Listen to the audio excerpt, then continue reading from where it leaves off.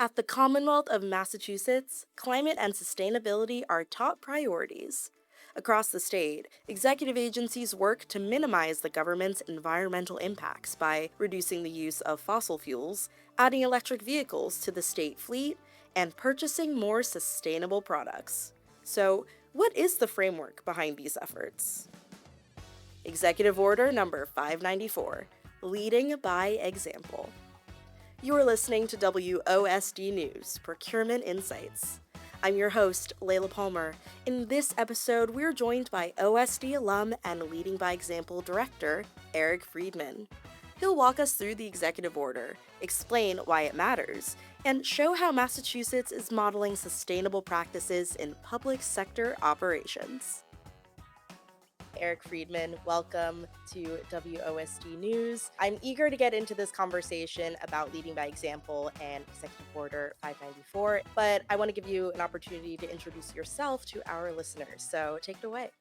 Thanks, Layla, and good morning. I'm Eric Friedman. I'm the director of the Leading by Example division at the Department of Energy Resources, and I'm really excited to be here to talk to you today. When we talk about leading by example, I think there's sort of two ways to look at it here in the Commonwealth.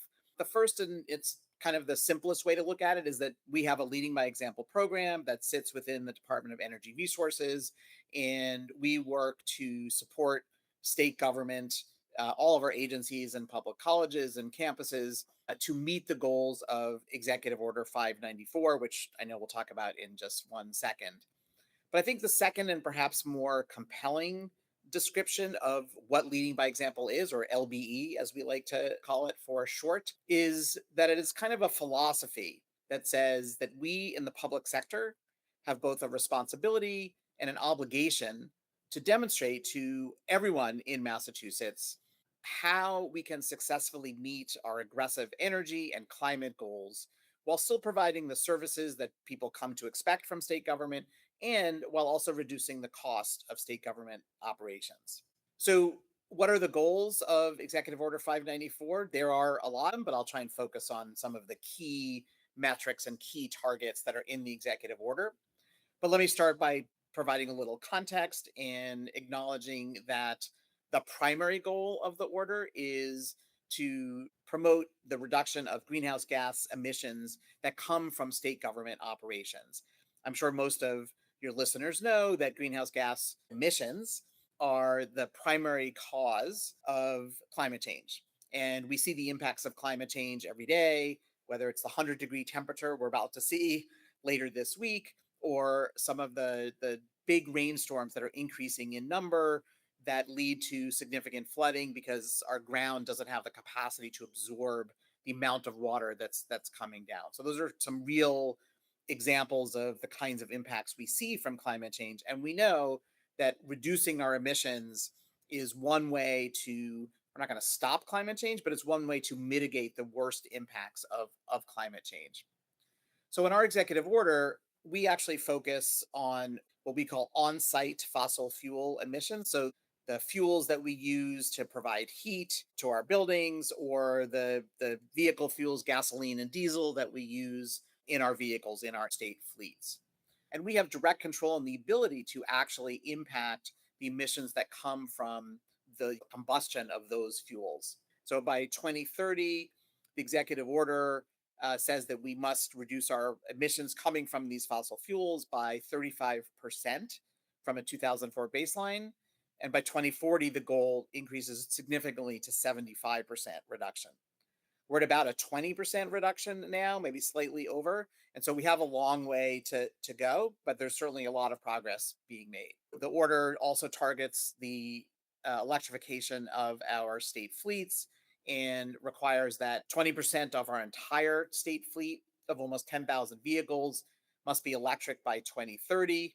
And again, we're at about 6 or 7% right now. So a lot of work to be done in the next few years. There's a lot more in the executive order, but those are kind of the key metrics that are forming the core of our work and also much of the work that's happening across many agencies.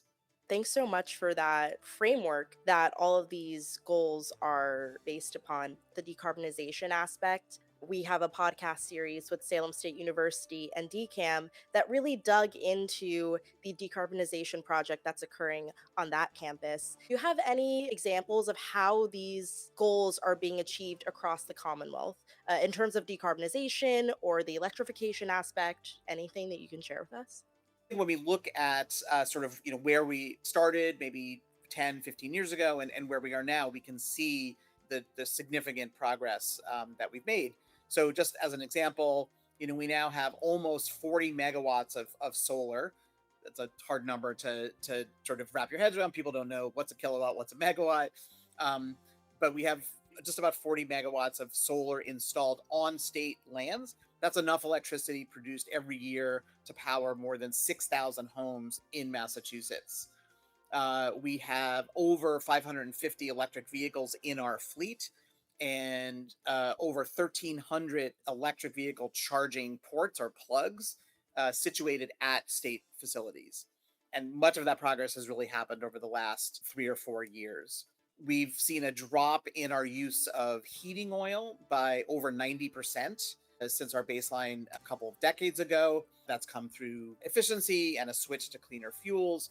And as you noted, there are a host of decarbonization efforts happening across multiple facilities. And so we have dozens of heat pump installations, whether they're geothermal, ground source heat pump installations to air source heat pump installations at multiple buildings and multiple campuses across the Commonwealth. There's obviously the cost of this work. And so there's a lot of efforts underway, some grant programs that we have that are helping to mitigate some of the costs.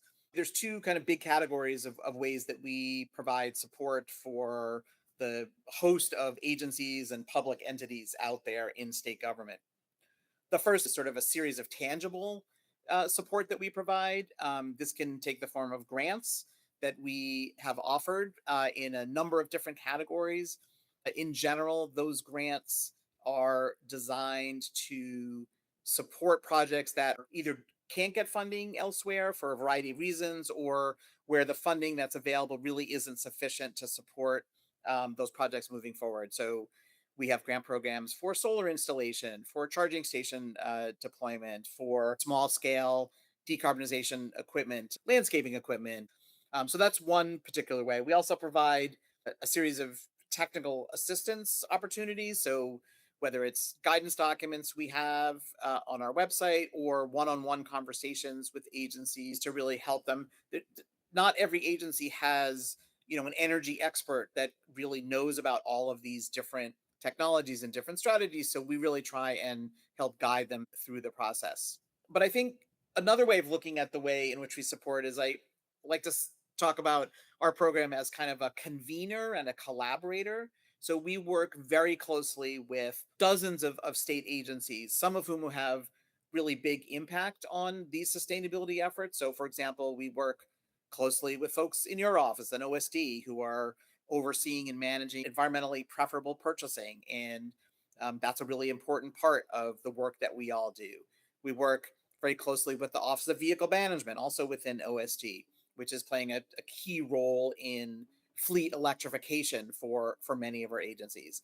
And as mentioned before, we meet quite a bit and talk quite a bit with our colleagues over at DCAM, who are doing quite a bit of amazing work across our campuses to decarbonize our facilities, promote energy efficiency, and electrify a lot of our thermal loads and energy loads in those campuses.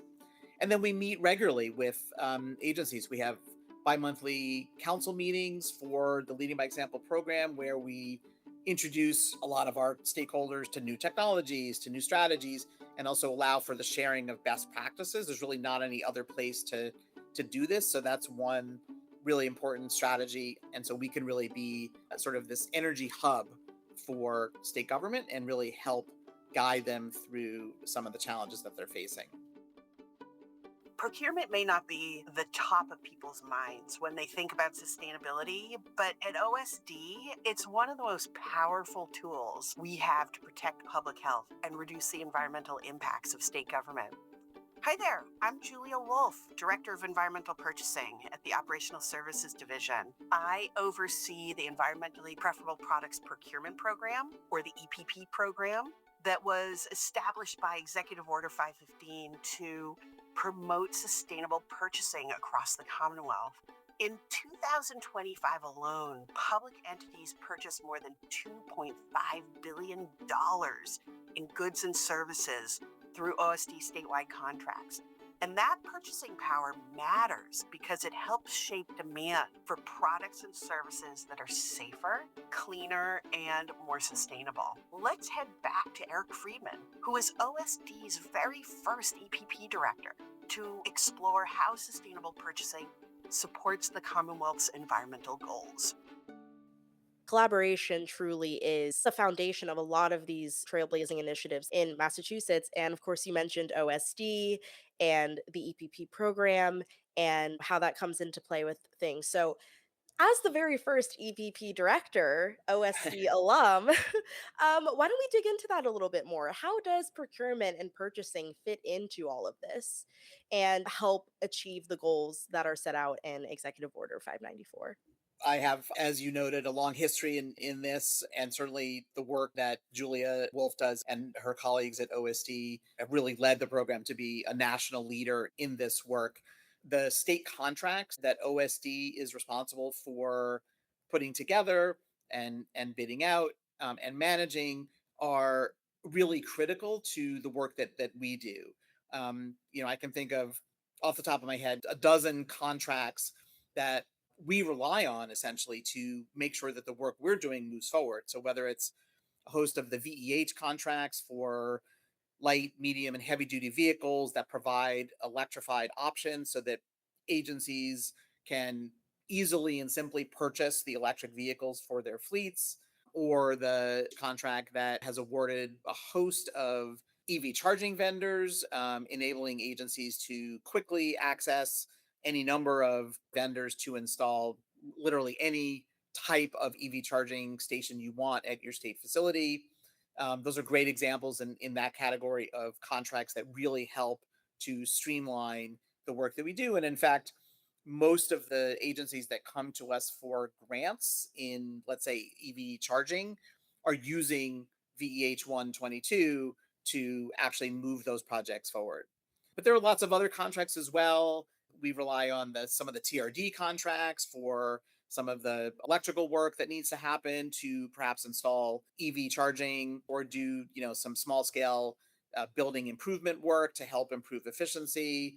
There are energy contracts related to biodiesel and diesel fuels where we make those renewable fuels available for purchase by agencies. And then FAC 116 on that contract is a host of battery powered landscaping equipment, which is another sort of, I wouldn't say easy, but relatively easy way to decarbonize a host of fossil fuel using equipment. And then lastly, the PRF 74, which is the sort of energy consultant contract, is used widely by our office and by many offices to hire consultants to help support decarbonization roadmaps or planning efforts to look at battery storage opportunities or help design solar installations on large parking lots. So that contract is used quite a bit by many of our agencies looking for opportunities to design projects that they can then move forward with at a later date. Partnership between agencies can really lead to some pretty amazing things. Do you have any other highlights, in your time working at the Department of Energy Resources, things you're looking forward to in the future as we keep progressing toward these goals, or anything else you'd like to share with our listeners? The goals that we've set for statewide net zero emissions by 2050. This is something that is enshrined in legislation, and this administration is working hard to plan for meeting those goals over the next couple decades. We are really excited about the opportunities that are growing in number, whether it's new technologies or new strategies or architects and designers and engineers that are really embracing these challenges. And so it seems to me that we are really on the cusp of a whole slew of new opportunities that can really help us to move away from fossil fuel combustion and move toward much more sustainable and much more clean energy strategies at our facilities. This concludes today's episode on Leading by Example. Thank you to Eric Friedman for joining us today. And thank you to OSD's Director of Environmental Purchasing, Julia Wolf. For more information, explore the Massachusetts Department of Energy Resources on mass.gov. If you're searching for environmentally preferable products and services, head to mass.gov/EPP, where you may find the EPP Products and Services Index, EPP Program Policies, and EPP Program Annual Reports. Explore the OSD YouTube channel for more informative content, such as training videos, webinars, and podcasts, with new episodes each month. Be sure to subscribe and check back for future episodes, highlighting the people, programs, and policies shaping public procurement in Massachusetts. This podcast was produced, engineered, and edited by me, Layla Palmer. Thank you for joining us.